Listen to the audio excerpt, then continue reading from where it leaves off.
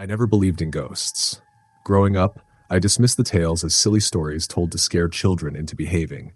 But on that fateful Halloween night, I learned that some tales are better left untold. The air was crisp and biting as I trudged down the familiar dirt path leading to Hollow Hill. It was a tradition among my friends to visit the old abandoned house there, an eerie, weathered structure that seemed to breathe with the weight of its secrets. This year, we dared each other to stay the entire night, a rite of passage in our small town. As I approached the hill, a chilling wind whispered through the trees, sending shivers down my spine. I brushed it off as nerves, though. After all, Halloween was supposed to be spooky, right? I reached the clearing and saw the house, its dark silhouette stark against the full moon, casting long shadows that danced across the ground. "Come on, guys!" I called out, my voice wavering as I stepped onto the porch, the wood creaking ominously beneath my weight. My friends, Ryan, Kelly, and Tara, followed close behind, their laughter echoing in the stillness. We ventured inside, the air thick with dust and the smell of decay. My heart raced as I turned on my flashlight, illuminating the grand, albeit dilapidated foyer.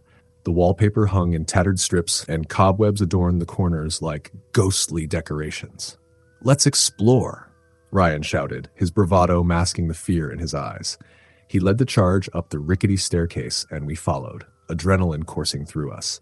As we reached the second floor, the atmosphere shifted. The laughter faded into hushed tones, and an unshakable tension filled the air. We found ourselves in a long hallway lined with doors, each one closed tight, holding who knows what behind them. "This place gives me the creeps," Tara murmured, her voice barely above a whisper. I couldn't help but agree. Suddenly I heard it, a soft whisper echoing through the hall, calling my name. "Emma! Emma!" My heart raced as I spun around, searching for the source. My friends looked at me, wide-eyed. "Did you hear that?" I asked, my voice trembling. "Hear what?" Kelly replied, frowning. I shook my head, convinced I must have imagined it. We pressed on, deciding to check out the first room on our left. Inside, the moonlight streamed through the cracked window, illuminating a dusty old bedroom. A large mirror hung on the wall, its surface clouded with age. I felt drawn to it, a strange compulsion urging me closer. As I stood before it, the air grew colder. I stared at my reflection, but something was off. Behind me, a shadow flickered in the doorway. I whipped around, but it was just Ryan, grinning like an idiot. "Stop scaring her!" Kelly chided, but the chill that had settled in my bones refused to leave. We decided to explore the rest of the house, but I couldn't shake the feeling of being watched. In every room, whispers followed us, soft and insistent, growing louder as the night wore on. They seemed to come from nowhere and everywhere all at once. "Okay, this is getting weird," Ryan said, his bravado faltering. "Let's just stick together." We gathered in the living room, our nerves fraying. "Tell us a ghost story to lighten the mood," Tara suggested. "How about the one about the woman who haunts this house?" I hesitated. I knew the story, the tale of Eliza Hollow, who had once lived in the house. They said she went mad after losing her children and was found wandering the woods, wailing for them.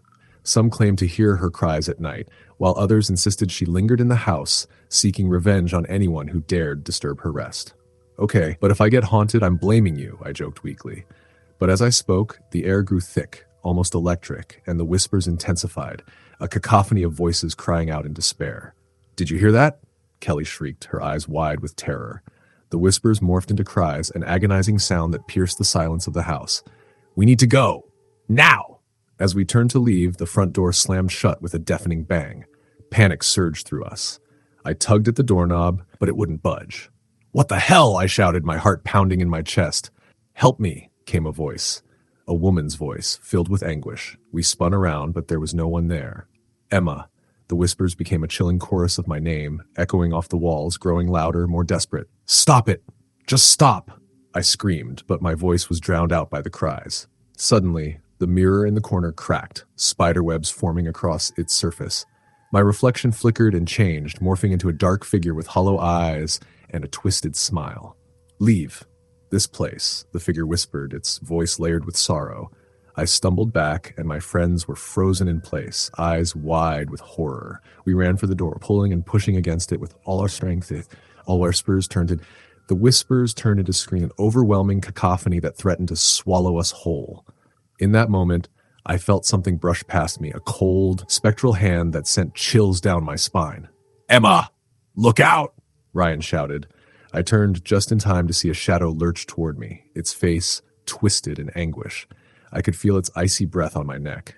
With a final push, the door burst open and we stumbled into the night, the cool air hitting us like a wave. We didn't stop running until we reached the safety of the town. Gasping for breath, we looked back at Hollow Hill, the old house silhouetted against the moon, and a dark sentinel watching over its secrets. I didn't sleep that night. The whispers echoed in my mind, and every time the wind blew outside, I half expected to hear my name call back. We told ourselves it was just a story, just a legend. But deep down, I knew the truth. Some stories are woven into the fabric of the world, waiting to ensnare the next curious soul who dares to listen. And as Halloween nights come and go, I often wonder if Eliza Hollow still wanders those halls, still searching for her lost children, still waiting for someone to join her in her sorrow. Story number 2. I never planned to spend Halloween alone in a remote cabin, but here I was, stranded in Maplewood, with nothing but my thoughts and the sound of the wind rustling through the trees. My friends had bailed on me last minute, claiming they didn't want to be in the middle of nowhere when the veil between the worlds was thinnest. I shrugged it off, thinking they were just being superstitious. The cabin was charming in a rustic way, surrounded by towering pines and set beside a tranquil lake that mirrored the orange and purple hues of the sunset.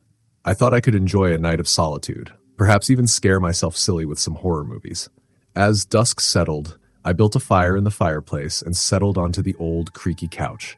The flickering flames cast shadows across the room, dancing along the wooden walls. I grabbed my phone to check for messages from my friends, but there was no service. I was completely cut off. Once the sun disappeared, darkness enveloped the cabin. The only light came from the fire and the occasional flash of lightning in the distance. I settled into the couch, ready to watch a horror movie when I heard it, a soft tapping sound coming from the window. I paused, heart racing, and glanced over. It was probably just a branch swaying in the wind. I chuckled nervously to myself and pressed play on the movie. But the tapping persisted, growing louder, almost urgent. I couldn't ignore it any longer. Grabbing a flashlight, I approached the window. As I drew nearer, the tapping stopped, replaced by an eerie silence. I peered through the glass, illuminating the area outside, but there was nothing. Just darkness and the faint outline of trees swaying in the wind. Relieved, I returned to the couch, trying to shake off the unease creeping into my bones. The movie played on, but I found it hard to focus. My mind kept drifting back to the tapping. Suddenly, the cabin creaked, a deep groan resonating from somewhere within its walls. I froze, my heart pounding. "It's just an old cabin," I whispered to myself, but the words felt hollow. The fire crackled, casting odd shapes around the room. Just then I heard it again, a soft whisper, as if someone was calling my name. "Ella? Ella." It was faint but unmistakable. I turned off the movie and listened intently, straining to hear. "Hello?" I called, my voice trembling. "Is anyone there?" Silence. My instincts screamed at me to leave, but I was too curious. I grabbed the flashlight and made my way toward the back of the cabin, where I knew the bedrooms were. The hallway felt unnaturally cold, the air thick with a tension I couldn't explain. I pushed open the door to the first bedroom. It was empty, just a bed covered in a dusty quilt and an old dresser. I stepped inside, the floorboards creaking under my weight, and scanned the room. Then I noticed it, a small dusty mirror hanging on the wall. As I approached it, I felt a chill race down my spine. My reflection stared back at me, but something was off. Behind me, in the dim light of the hallway, I saw a fleeting shadow dart past. I turned quickly, but there was nothing there. Just the empty hallway. My heart raced as I returned my gaze to the mirror. This time, my reflection seemed to shimmer, and I could swear I saw a figure standing behind me. I spun around again, but once more, I was alone. Panic surged through me. I stumbled back into the hallway, desperate to escape the oppressive atmosphere of the cabin. I wanted to leave, but as I reached the front door, it wouldn't budge. I pulled and pushed, my hands shaking, but it was as if something was holding it shut. "Let me out!" I shouted, fear flooding my voice. The shadows in the corners of the room seemed to grow, twisting and writhing as if alive. Then I heard the whispers again, louder this time. "Ella, come play with us." They echoed through the cabin, wrapping around me like icy tendrils. I turned and ran down the hallway, desperate to find a window. As I sprinted, I caught a glimpse of something out of the corner of my eye, a childlike figure standing at the end of the hallway. My breath caught in my throat. It was a girl, no older than 10, with long, tangled hair and a dress that looked like it was from another era. Her eyes were wide and empty, a haunting gaze that sent chills through my entire being.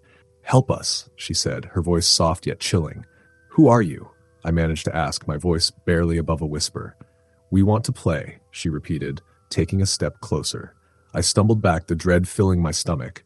"Get away from me," I screamed, turning to run, but the whispers grew louder, surrounding me, pulling me deeper into their haunting melody.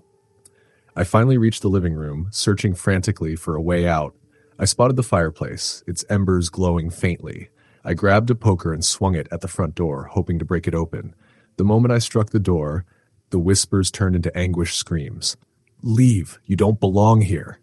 The force of the screams knocked me off balance and I fell to the ground. In that moment, I felt the air shift.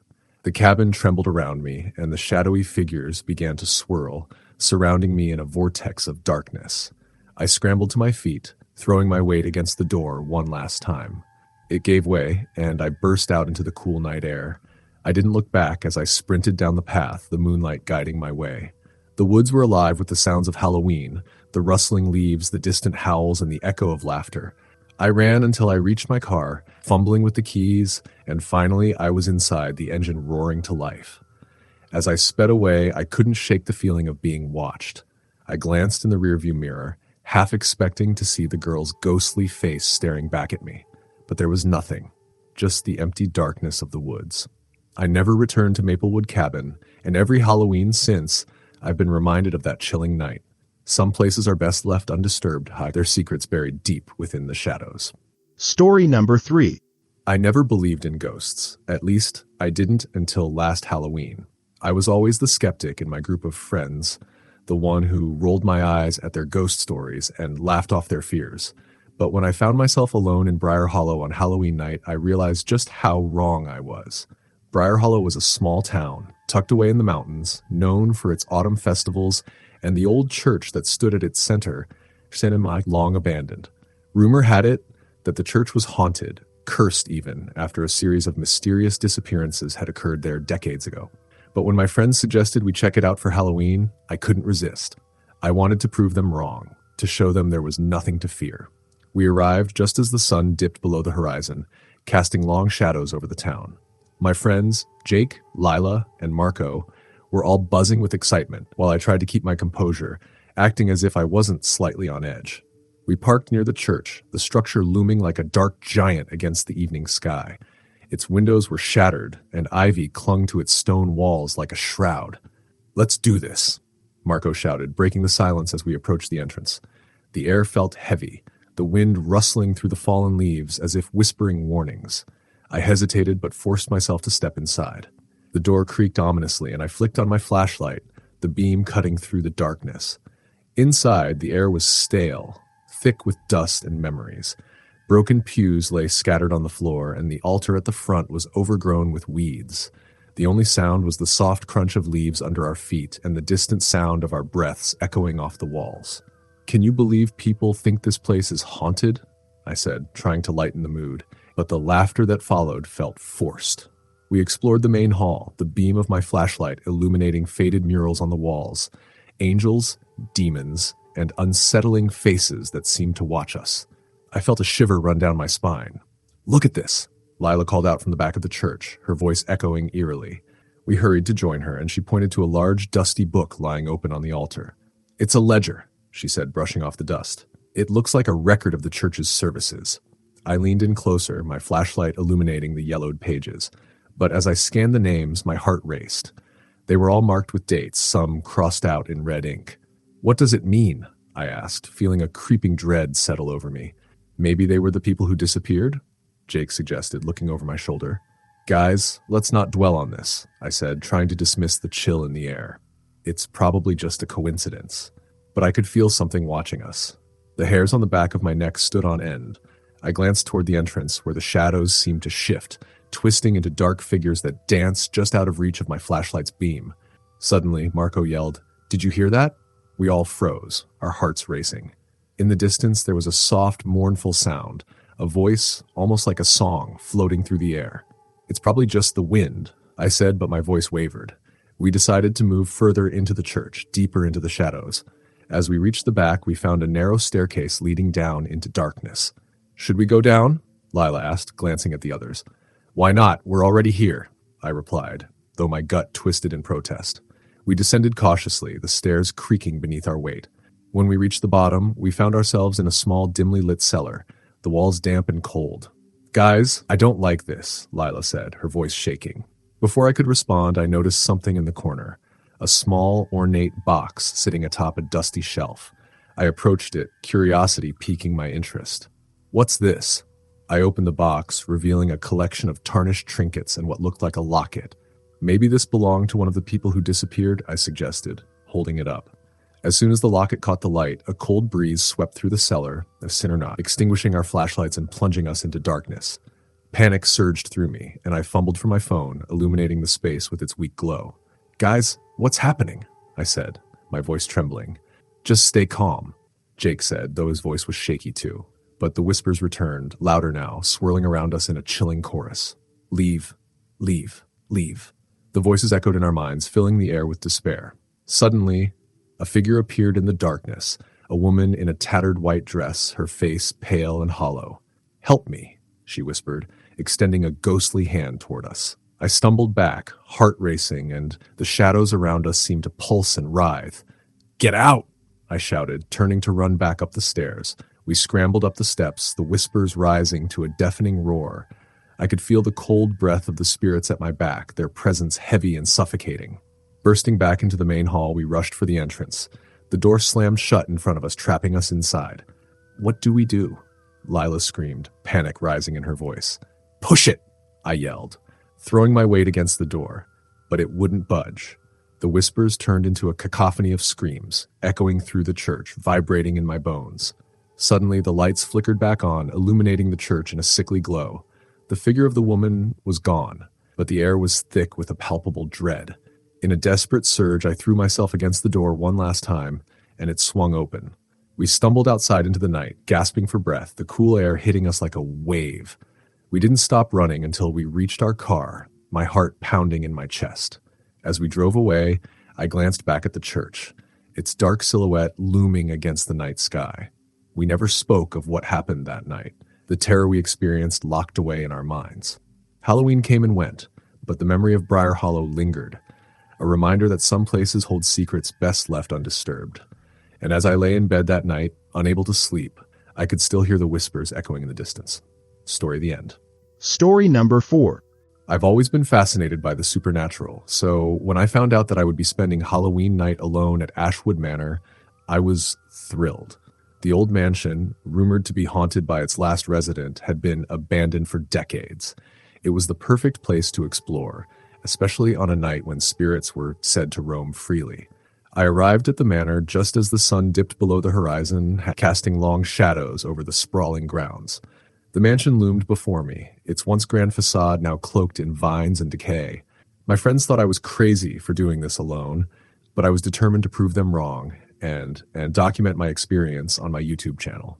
I pushed the creaking door open, stepping into the dark, musty entryway. My flashlight beam sliced through the gloom, illuminating the dust motes swirling in the air. The walls were lined with faded portraits, their subjects appearing to watch my every move, and I couldn't shake the feeling that I was being scrutinized. Just the imagination, I muttered to myself.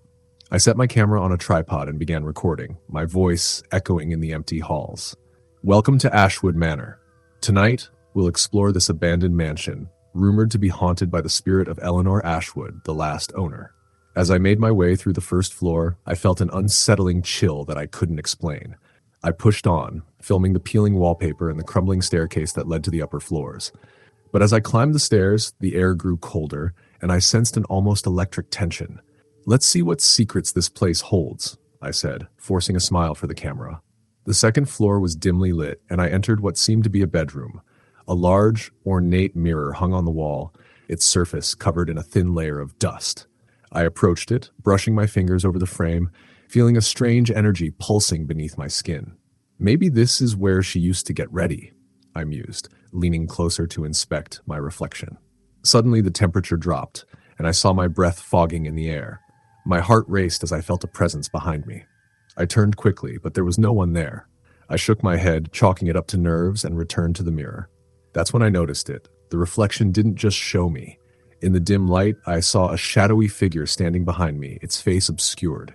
My heart dropped. I whipped around, but again, there was nothing. Just the empty room.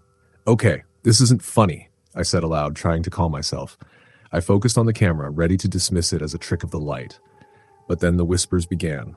Soft, unintelligible voices that seemed to emanate from the mirror itself. I stumbled back, my heart racing. This isn't happening, I whispered, fear creeping into my voice. I turned to leave the room when I heard a loud crash from downstairs. I froze, panic clawing at my chest. Hello? Is anyone there? I called, my voice shaking. There was no response, just silence. I took a deep breath and headed back to the staircase, the whispers growing louder, more insistent. Stay. Stay. They seemed to beckon, and I felt a compulsion to obey. Guys, this isn't funny, I shouted, hoping my friends were playing a prank. But as I descended the stairs, the air thickened and a cold draft swept through the hallway. I turned to the left, drawn to the sound of a door creaking open. I pushed through the doorway, entering a dimly lit parlor filled with dusty furniture covered in white sheets. I scanned the room, and that's when I saw it. A door at the far end, slightly ajar, emanating a faint glow. Curiosity piqued, I approached, the whispers growing louder. Come, come, they urged, wrapping around me like tendrils of fog. I hesitated, but couldn't resist the pull. As I pushed the door open, I was met with a small room bathed in an ethereal light. In the center stood a pedestal with an intricately designed box. The glow emanated from within. My heart raced with anticipation as I stepped closer. Should I open it? I asked myself, filming the moment. I reached out, fingers trembling as I lifted the lid. Inside, I found a collection of old photographs, faded and worn. The first image was of a woman who looked remarkably like me, standing in front of the very mirror I had seen earlier. What the hell? I murmured, flipping through the photos. Each one depicted the same woman, growing older, her face twisted in despair. And in every picture, the mirror was present, looming behind her like a dark presence.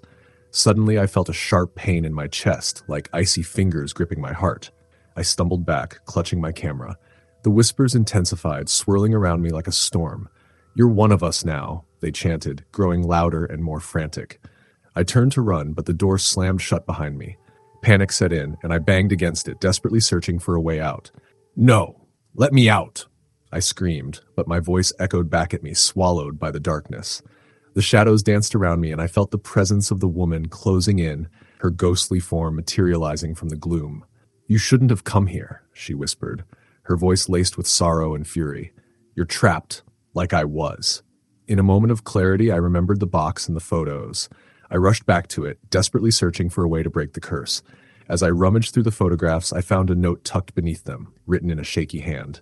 Destroy the mirror to free us, it read.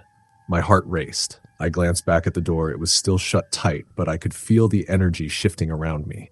Please, I cried out, tears streaming down my face. I just wanted to explore. The whispers swirled violently, and the woman's ghostly figure lunged at me. In a moment of panic, I grabbed the box and hurled it at the mirror. It shattered into a million pieces, and a blinding light erupted from the shards. The force of the explosion knocked me back, and I landed hard on the ground. The room trembled, and the whispers reached a deafening crescendo. Thank you, echoed in my mind as I felt the weight lift from my chest. The door burst open, and I scrambled to my feet, racing through the parlor and up the stairs. I could hear the wind howling outside, and as I reached the front door, it swung open effortlessly. I stumbled out into the night, gasping for air. The chill of the evening wrapped around me, but I felt free. I ran to my car, throwing my equipment inside and speeding away from Ashwood Manor. As I drove, the adrenaline surged through my veins. I glanced back at the mansion, the shadows shifting in the windows. I didn't know if the spirits were finally at rest or if they would haunt another unsuspecting visitor. One thing was certain. I would never underestimate the supernatural again. Story number 5. I never believed in curses until that Halloween night in Blackwood Woods. My friends and I had heard the stories, of course. They said the woods were haunted by the spirits of those who had vanished there, their souls trapped by a curse that could only be broken by a full moon. But we were young and reckless, eager to prove our bravery. We arrived at the edge of the woods just as the sun dipped below the horizon, painting the sky in hues of orange and purple. This is going to be epic, Jake shouted, tossing his backpack over his shoulder. Lila and Marco laughed, their nerves hidden behind bravado.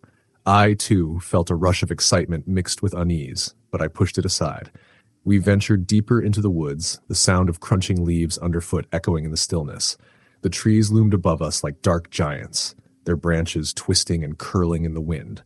"Let's set up camp here," Marco suggested, pointing to a clearing that felt both inviting and foreboding. As we settled in, I couldn't shake the feeling that we were being watched. I glanced over my shoulder, half expecting to see someone, or something, lurking in the shadows, but the only thing I saw was the flickering campfire casting ghostly shadows around us. "Okay, let's tell some ghost stories," Lila exclaimed, her eyes sparkling with mischief. We took turns sharing our favorite tales of terror, each story building on the last until the atmosphere crackled with tension. Finally, I leaned in, lowering my voice to a conspiratorial whisper. "Have you guys heard about the Witch of Blackwood Woods?" Lila rolled her eyes, but Jake and Marco leaned closer, intrigued.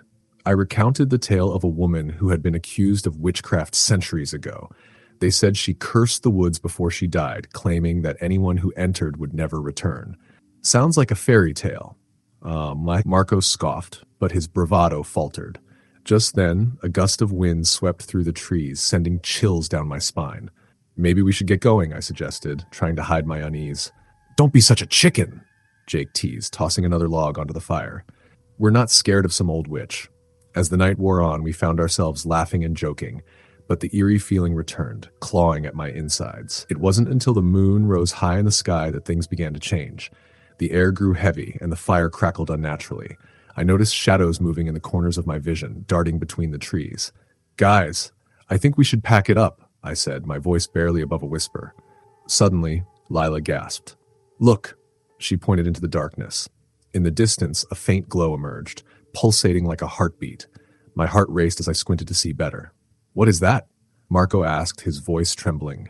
"Maybe it's just a trick of the light," I suggested, but deep down I knew that wasn't true. Without thinking, Jake stood up. "I'm going to check it out," he declared, striding into the darkness. "Wait! Don't!" I shouted, but it was too late. Jake was already moving deeper into the woods, the light flickering in and out of view. Lila and Marco exchanged worried glances, and I felt panic rising in my chest. "We can't just leave him," I insisted, grabbing my flashlight. Reluctantly, we followed Jake into the woods, the shadows closing in around us. The air was thick with an unsettling energy, and I felt the weight of unseen eyes upon us. "Jake," I called out, my voice echoing in the silence. "Where are you?"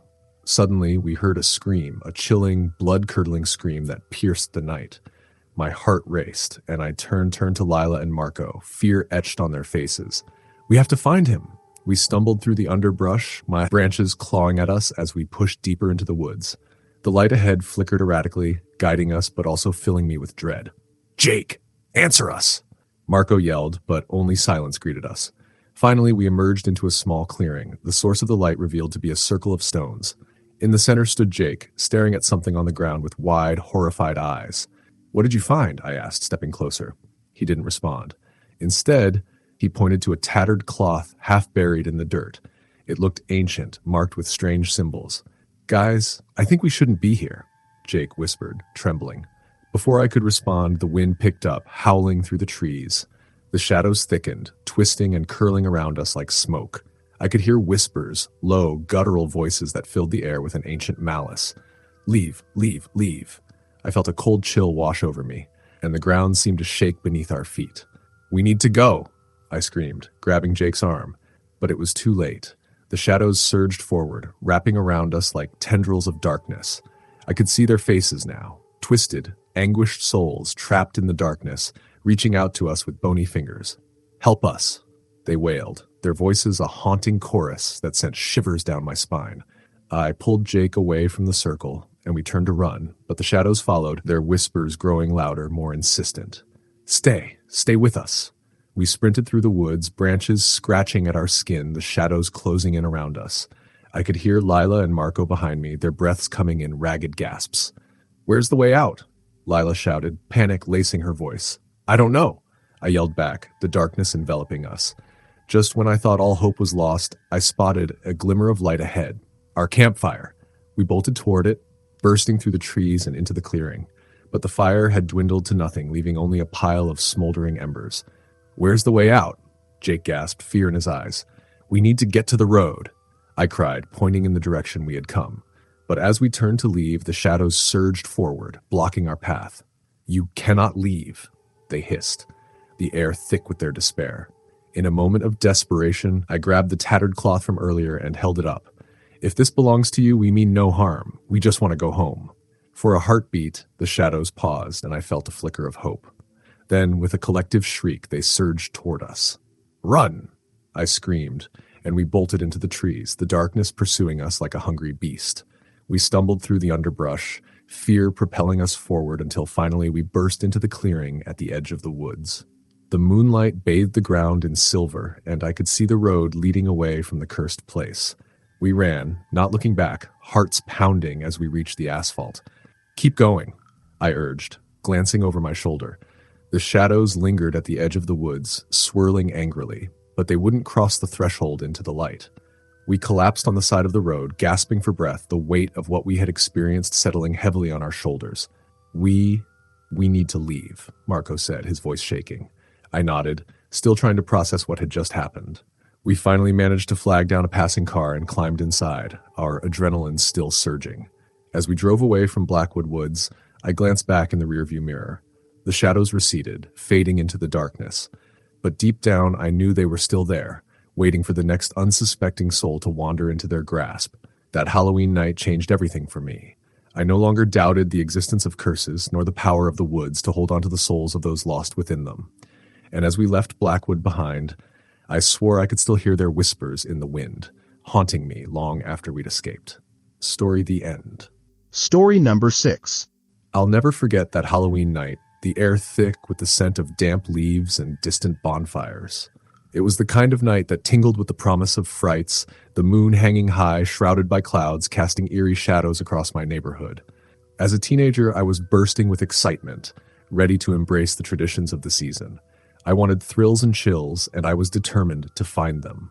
My friends and I decided to throw a Halloween party in my parents' old Victorian house. It was the perfect setting: creaky floors, flickering lights, and a history that made every corner feel alive. As I set up the decorations, cobwebs, fake spiders, and carved pumpkins, I couldn't shake a feeling that something was watching me. I brushed it off as nerves. After all, who wouldn't be a little spooked on Halloween? As night fell, the house filled with laughter, music, and the clinking of bottles. We played games and told ghost stories, our voices echoing through the old halls.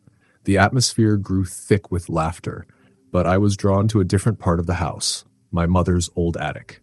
They say that every attic has secrets, and I couldn't resist the temptation to explore.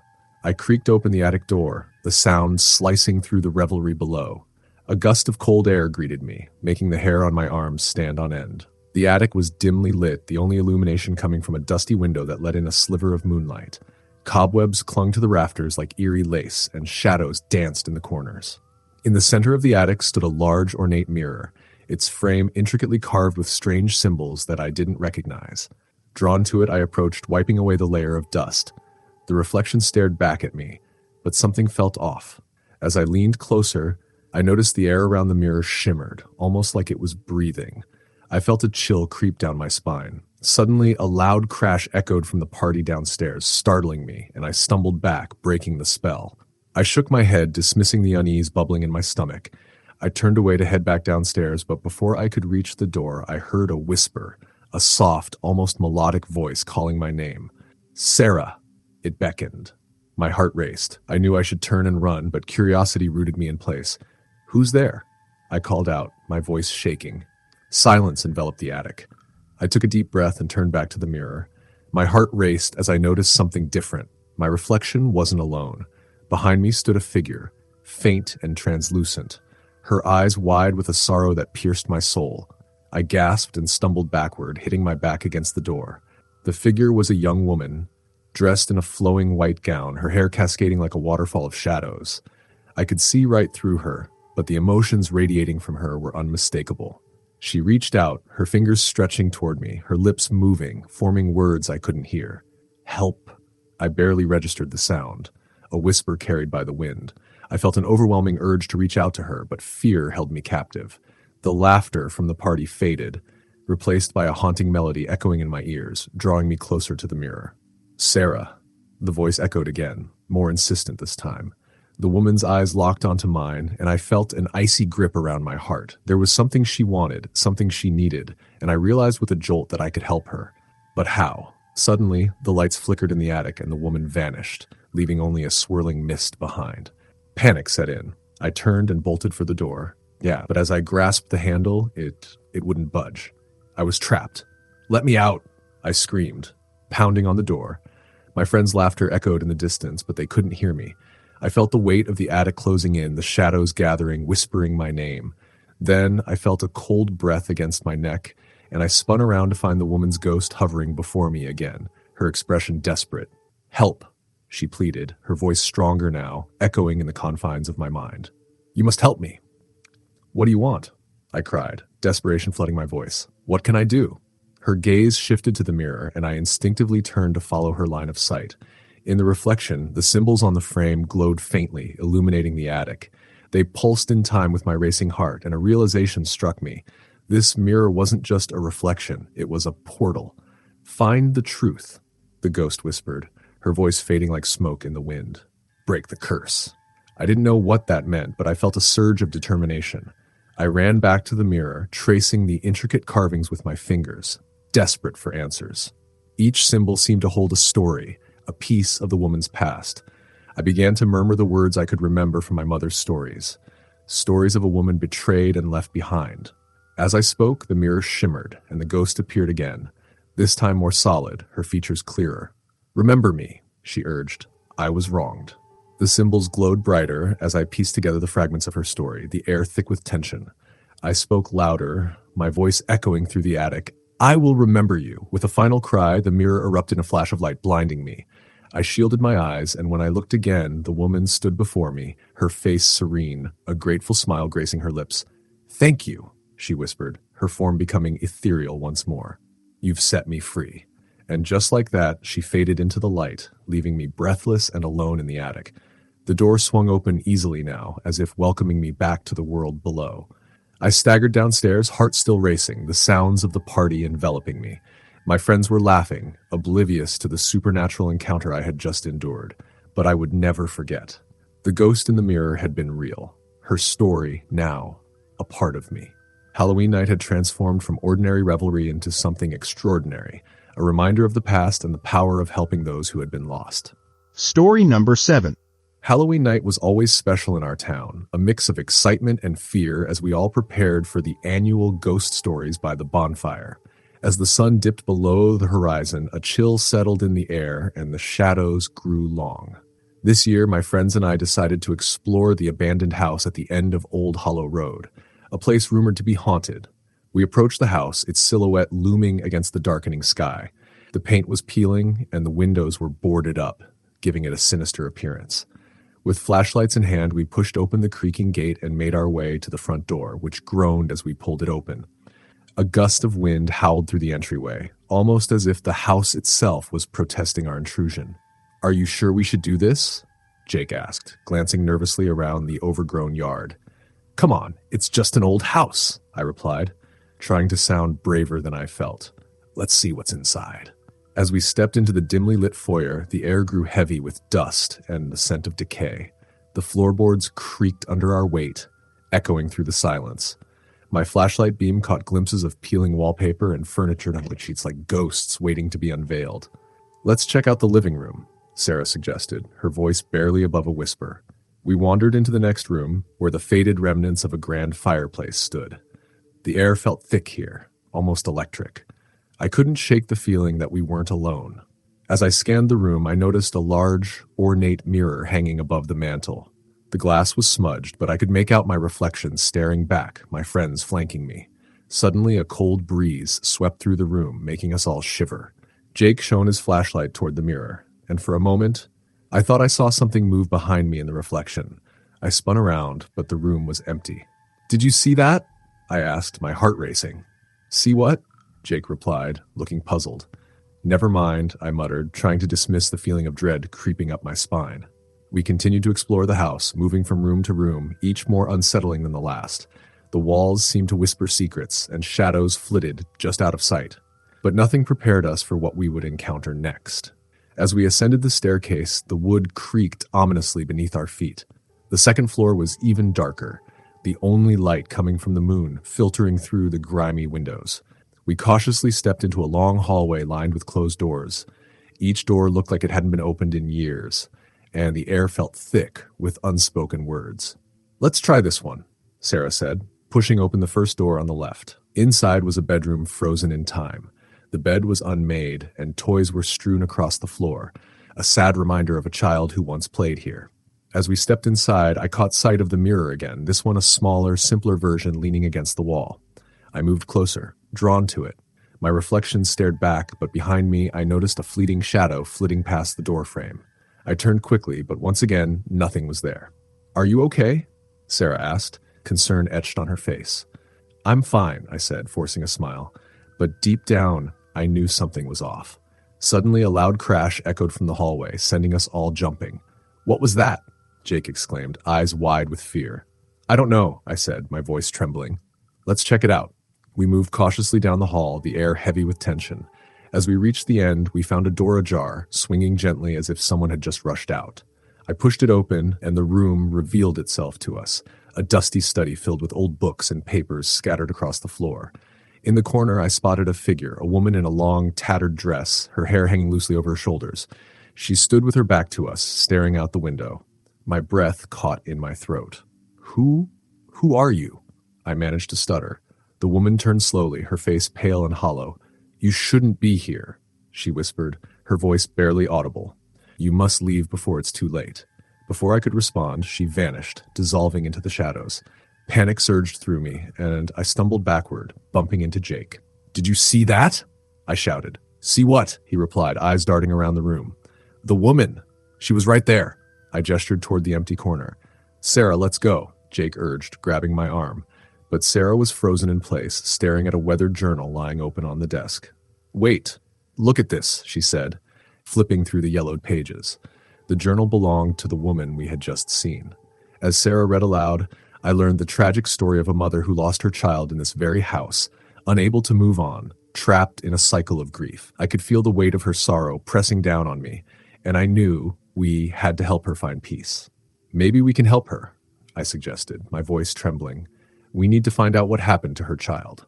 We spent the next hour searching the house, piecing together the story from the scattered papers and old photographs we found.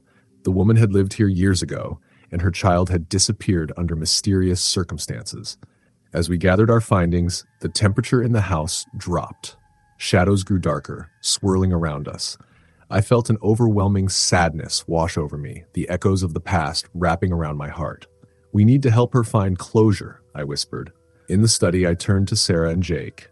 "We have to hold a vigil for her child. Maybe it will bring her peace." They both nodded, and we decided to gather in the living room. With candles flickering and the journal open before us, we spoke her child's name, calling out for the spirit to join us. The air felt thick with emotion as we recounted the mother's love, the pain of loss, and our desire to help her find her child. Suddenly, the mirror began to shimmer, the glass swirling like mist. I caught a glimpse of the woman's face in the reflection, a mix of hope and sorrow. "Thank you," she whispered, her voice echoing in the room. In that moment, the shadows lifted and a warmth enveloped us. I felt a presence surround us, a soft embrace that filled the room. The weight of sorrow began to dissipate, and I knew we had helped her find peace. As we left the house, the moon shone brightly overhead, illuminating Old Hollow Road with a comforting glow. The haunted whispers of the past faded into the night, leaving us with the realization that sometimes the scariest places can hold the deepest sorrow, but with kindness, we can bring light to the darkest corners. Story the end. Story number 8.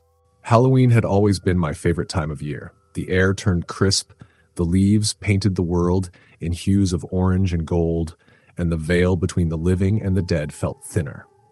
This year, however, there was something different, a sense of dread mixed with excitement. My friends and I had planned a night to remember, a Halloween night spent at the infamous Maplewood Cemetery. Legend had it that the cemetery was haunted by the ghost of Eliza Harper, a young woman who had mysteriously vanished over a century ago. They said she roamed the grounds searching for something or someone she had lost. As the sun set and darkness enveloped the cemetery, we gathered at the entrance, armed with flashlights and a few snacks. "Are you sure about this?" Jake asked, glancing around as if the shadows themselves might leap out at us. "Come on, it's Halloween, we'll be fine," I replied, trying to inject some confidence into my wavering voice. We crossed the wrought iron gate, which creaked ominously as it swung open. The cemetery was eerily beautiful, with ancient oak trees towering over the weathered headstones, their leaves whispering secrets in the wind. We wandered deeper into the heart of Maplewood, our laughter echoing against the stones. As we walked, we passed under the glow of the moonlight, illuminating the inscriptions on the gravestones. They were beautiful and tragic, stories of lives lived long ago. But then I spotted something unusual, a fresh bouquet of flowers lying at one grave, untouched by the elements. Who would leave flowers here? Sarah wondered aloud, stepping closer to read the inscription. It says, "In memory of Eliza Harper." A chill raced down my spine as I recalled the stories I had heard. Eliza had vanished on Halloween night, and despite extensive searches, her body was never found. Rumor had it that she would return every year on this night, searching for her lost love. "Let's leave her a note," I suggested, feeling a strange pull toward the grave. "Maybe it will help her find peace." We each wrote a few words on scraps of paper, expressing our hope that she could find her way home. I tied mine to the bouquet, and as I stepped back, I felt a sudden gust of wind rush past, sending chills through my body. "Did you feel that?" I asked, glancing at my friends who looked just as unsettled. "Yeah, it's getting cold," Jake replied, shoving his hands into his pockets.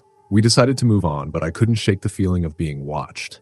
As we ventured deeper into the cemetery, the atmosphere thickened and the shadows grew longer. The moon hung high above us, casting an eerie glow on the gravestones. We reached the oldest part of the cemetery, where the graves were nearly swallowed by vines and moss. Suddenly, we heard a soft whisper, a gentle call that seemed to drift through the air. I stopped, heart racing. "Did you hear that?" I asked, looking around. "Hear what?"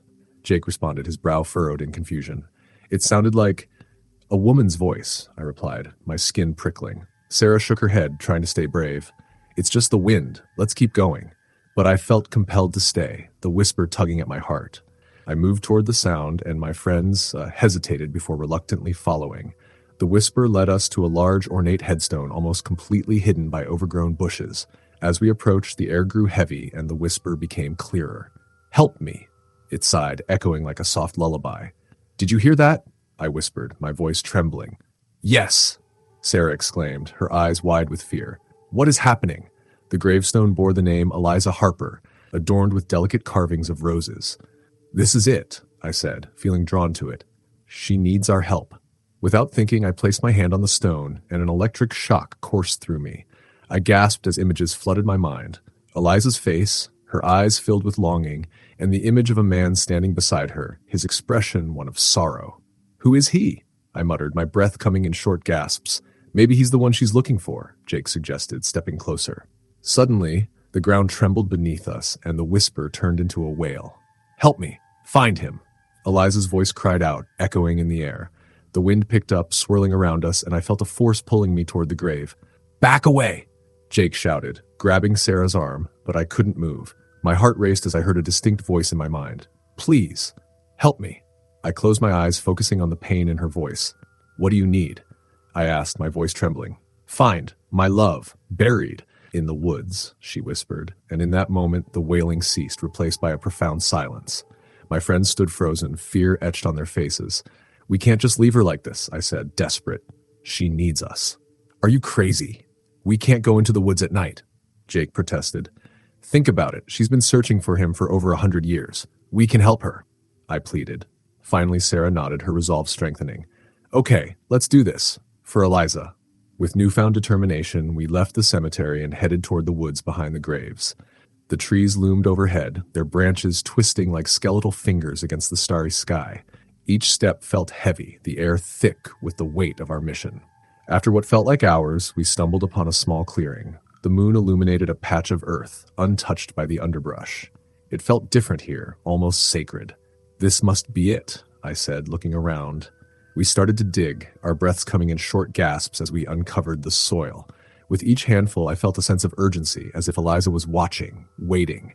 Finally, our shovels hit something solid.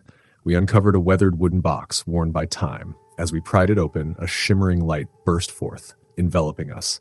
Inside lay a locket, tarnished but beautiful, holding a faded photograph of a man and a woman, Eliza and her love. "Look," Sarah gasped, holding it up. In that moment, the air shifted. I felt a presence surround us, the warmth of Eliza's gratitude wrapping around us like a comforting blanket. "Thank you," her voice whispered, echoing through the clearing. As the light faded, the ground beneath us glowed for a brief moment, and I sensed a weight lifting from the atmosphere. Eliza had finally found her peace, and we had helped her fulfill her wish. We left the woods, hearts pounding but spirits lifted. The cemetery felt different now, lighter. We had broken the cycle, and I knew that Eliza's spirit would finally rest easy. As we walked home, I glanced back at Maplewood Cemetery, the moonlight casting a gentle glow over the graves. Halloween had given us a night we would never forget, a reminder of the power of love and the strength of helping those lost in the shadows. Story the end. Story number 9. Every Halloween, my friends and I would gather for our annual tradition, visiting the old lighthouse at Hollow Point. The lighthouse had stood abandoned for decades, its paint peeling and its windows cracked, but it was said to be haunted by the spirits of sailors lost at sea. This year, I felt an unusual pull to the place, a mix of excitement and dread that lingered in the air as we approached. The sun had long set, and the moon hung low, casting an eerie glow on the rocky shore. My heart raced as we made our way up the winding path to the lighthouse. "Are you guys sure about this?" Jake asked, his voice trembling slightly. "Come on, it's Halloween," Sarah replied, trying to sound brave. "We'll be fine. Besides, it's just an old building." As we reached the entrance, I pushed open the heavy door, and it creaked ominously, echoing into the darkness inside. We stepped into the lighthouse, our flashlights cutting through the thick gloom. Dust motes danced in the beams of light, and the air felt stale, as if it had been trapped inside for years. "Let's check out the lantern room first," I suggested, feeling a surge of adrenaline. We climbed the spiral staircase, each step creaking beneath our weight. As we reached the top, the lantern room revealed itself, a circular space with windows that looked out over the sea. In the center stood the great glass lantern, now dark and silent. "I can't believe we're really here," Sarah said, gazing out at the crashing waves below. Suddenly, Jake noticed something on the ground near the lantern. "What's this?" He bent down and picked up a rusted lantern, its glass cracked but still intact. "It looks like it belonged to the lighthouse keeper." I took the lantern from him, feeling its weight in my hands. "It's beautiful, but why would it be here?" As I examined the lantern, a strange sensation washed over me. The air grew colder, and I could hear the distant sound of waves crashing against rocks, but it felt as though the lighthouse was alive with whispers. I could almost make out words drifting through the air, but they were too faint to understand. "Do you guys hear that?" I asked, my voice barely above a whisper. "Hear what?" Jake replied, looking around nervously. "It's like voices," I murmured, feeling an inexplicable connection to the lantern. Suddenly, the lantern flickered to life, illuminating the room with a ghostly glow. My heart raced as I watched the light dance along the walls, revealing faded photographs of sailors and their families. They looked so real, as if they were standing right beside us. "Whoa, that's creepy," Sarah said, taking a step back. "Maybe it's just a trick of the light," Jake suggested, but there was a tremor in his voice. The glow from the lantern intensified, and I felt a pull toward the window. I stepped closer, peering out into the dark sea. "It's like they want us to see something," I said, feeling a chill race down my spine. As I looked closer, I saw figures emerging from the waves, ghostly silhouettes of sailors, their faces twisted in anguish, reaching out toward the shore. The whispers grew louder, echoing in my mind, and I felt overwhelmed by their sorrow. "Help us! Find peace," the voices cried, merging into one haunting melody. "What the hell is happening?" Jake exclaimed, stepping back. I clutched the lantern tighter, feeling an urge to help them. "They're lost. They need us to help them find their way home." "Are you crazy? We can't help them," Sarah shouted, her eyes wide with fear. But something inside me knew that we had to try. "They're trapped here. If we don't do something, they'll be stuck forever." With a sudden burst of courage, I raised the lantern higher. "What do you need from us?" I called out, my voice steady despite the fear coursing through me. The figures in the water paused, their ghostly forms hovering just above the surface. For a moment, silence fell over the lighthouse, the only sound the crashing waves outside. Then one of the sailors stepped forward, his face a mask of desperation. "Help us remember," he pleaded, his voice echoing in the chamber. "We were lost in the storm. We cannot leave until our stories are told." Understanding washed over me. "We'll tell your stories," I promised, glancing at Jake and Sarah. "We'll make sure you're not forgotten." As I spoke, the lantern flickered again and the room filled with light. The sailors' faces became clearer, and I could see their eyes filled with gratitude. "Thank you," they whispered in unison, their voices weaving together like a haunting melody. Together, we began to share their stories, recounting tales of bravery, love, and loss, our voices echoing through the lantern room. I felt the weight of their histories pressing against my heart, each word a tribute to the lives they had lived. As we spoke, the lantern's light grew brighter, illuminating the room with warmth. The shadows danced around us, weaving together the past and the present. The sailors listened intently, their expressions softening with each story told. And then, slowly, the ghostly figures began to fade, their sorrow lifting like mist in the morning sun. "Thank you," the sailor said one last time, his voice filled with peace. "We can rest now." With that, the last flicker of light from the lantern extinguished, plunging the room into darkness. I blinked, stunned, and looked around. The lantern sat in my hands, cold and silent, but the air felt lighter somehow. "Did we just?" Jake started, his voice trailing off. "I think we did," I replied, feeling a sense of closure wash over me. As we descended the staircase, the lighthouse felt different, less ominous, more like a place where stories could live on rather than haunt. We stepped outside into the cool night air, the moon shining brightly above us. We had faced the unknown and brought light to lost souls. As we made our way back down the path, I couldn't shake the feeling that we had been part of something extraordinary. A reminder that even in darkness, there is always a way to bring light to the lost. And as we left Hollow Point behind, I knew that every Halloween would hold a new meaning for us, a celebration of memories, love, and the stories that bind us all together, even beyond the grave. Story number 10. Every Halloween, the legend of the shadow in the woods haunted our small town. It was said that on this night, when the veil between the living and the dead was thinnest, a dark figure roamed the woods surrounding the old mill, searching for lost souls to claim. Despite the warnings, my friends and I couldn't resist the thrill of a good scare, and this year we decided to venture into those very woods. As the sun dipped below the horizon, we gathered at the edge of the forest, our flashlights flickering like fireflies in the gathering gloom. The air was thick with tension, and the scent of damp earth filled our lungs. "Are we really doing this?" Sarah asked, her voice quivering slightly. "Of course we are," I replied, trying to sound brave. "It's Halloween. What's the worst that could happen?" "Famous last words," Jake muttered under his breath, but he followed us as we stepped into the darkness. The trees loomed overhead, their gnarled branches clawing at the sky. We ventured deeper into the woods, laughter mingling with the rustling leaves. Shadows danced around us, and every crack of a twig sent a jolt of adrenaline coursing through my veins. "Remember to stay close," I warned, shining my flashlight around as the darkness swallowed us. "We don't want to get lost." As we walked, I couldn't shake the feeling that we were being watched.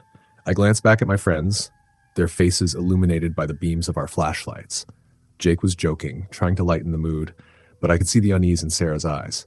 We stumbled upon an old clearing where the remnants of the mill lay half hidden by vines and underbrush. The crumbling stones were covered in moss, and the air felt charged. "This place is creepy," Sarah said, shivering slightly. "It's just old," Jake replied, stepping closer to the mill's ruins. "Let's check it out." As we explored, I couldn't shake the sense of unease. The wind whispered through the trees, carrying distant echoes that felt almost like voices. I paused, straining to hear. "Did you guys hear that?" I asked, my heart racing. "Hear what?" Sarah asked, glancing around nervously. "Sounds like whispers," I replied, trying to make sense of the noise. "Stop messing around," Jake said, rolling his eyes. "You're just trying to scare us." But deep down, I knew something was off. As we wandered further into the clearing, I spotted an old lantern hanging from a crooked post. Its glass was cracked and the metal was rusted, but it looked oddly out of place among the decay. "What do you think this is?" I asked, stepping closer. Before anyone could answer, the wind picked up and the whispers grew louder. I felt a chill run down my spine as shadows flickered just beyond the trees. "Guys, I don't think we should be here," I said, backing away slowly. Just then, a loud snap echoed through the woods, followed by a low growl. My heart raced as I turned to see a dark figure standing at the edge of the clearing, its eyes glowing like embers in the night. Panic surged through me. "Run!" I screamed. We bolted into the woods, branches whipping at our faces as we fled blindly through the darkness. I could hear the figure pursuing us, its footsteps heavy and relentless. "This way!" Jake shouted, veering to the left. We stumbled deeper into the woods, our breaths coming in sharp gasps. I glanced back, but the darkness swallowed everything behind us. The whispers seemed to swirl around, wrapping us in a suffocating embrace. "What is that thing?" Sarah cried, tears streaming down her cheeks. "I don't know," I yelled, pushing through the underbrush. "Just keep running." We ran until our legs burned, but the sounds of pursuit grew louder, the growling echoing off the trees. It felt like we were caught in a nightmare, unable to escape. Just as I thought we couldn't run any longer, we broke into another clearing, and I skidded to a halt. In the center stood a large stone, worn smooth by time. "What is this place?" I gasped, desperately trying to catch my breath. "I don't know, but we need to hide," Jake said, glancing around nervously. We ducked behind the stone, crouching low as the growling grew closer. I could feel the earth trembling beneath us as the shadow emerged from the trees. It was massive, its form shifting like smoke, but those glowing eyes were locked onto our hiding place. "Stay quiet," I whispered, my heart pounding in my chest. The shadow moved closer, sniffing the air as if searching for us. I felt my throat tighten, and a chill ran through my bones. "What does it want?" Sarah whimpered, gripping my arm tightly. I opened my mouth to respond when the figure suddenly paused, its head tilting as if listening for something. Then, just as quickly, it turned and retreated back into the woods, the growling fading into the distance. We stayed hidden for what felt like an eternity, our breaths shallow and hearts racing. Finally, when the sounds of the creature had completely vanished, I dared to peek around the stone. "Is it gone?" I asked, still trembling. "I think so," Jake said, glancing nervously over my shoulder. We slowly stood, surveying the clearing. The oppressive darkness felt less suffocating, but an unsettling silence lingered in the air. "What do we do now?" Sarah asked, her voice barely above a whisper. "We need to get out of here," I said firmly. "We can't stay in these woods." As we made our way back through the trees, the atmosphere shifted. The whispers had quieted, replaced by an unsettling stillness. It felt as though the woods themselves were holding their breath, waiting for something to happen. Suddenly, I spotted the faint glow of the lantern we had seen earlier. "There!" I pointed, and we rushed toward it, desperate to find our way back. As we approached, the lantern flickered to life, casting a warm glow that chased away the shadows. I felt an inexplicable urge to reach for it. "Maybe it can help us," I said, stepping closer. The moment I touched the lantern, a surge of energy coursed through me. I was flooded with images of the mill in its prime, the sailors who had worked there, and the dark figure that had claimed their souls. I understood now. The shadow was not just a monster, but a guardian, bound to protect the forest from those who dared disturb its slumber. "We have to honor them," I said, pulling away from the lantern. "We have to make it right." "What do you mean?" Jake asked, confusion and fear etched on his face. "We need to remember them," I replied, my heart racing. "We need to tell their stories so they can finally rest." With a newfound sense of purpose, we gathered around the lantern, and I began to speak, recounting the tales of those who had lived and died in the woods. Jake and Sarah joined in, sharing our own hopes and fears, connecting to the spirits trapped within the shadows. As we spoke, the air shifted again, a sense of peace settling over us. The whispers returned, but this time they were filled with gratitude, swirling around us like a warm embrace.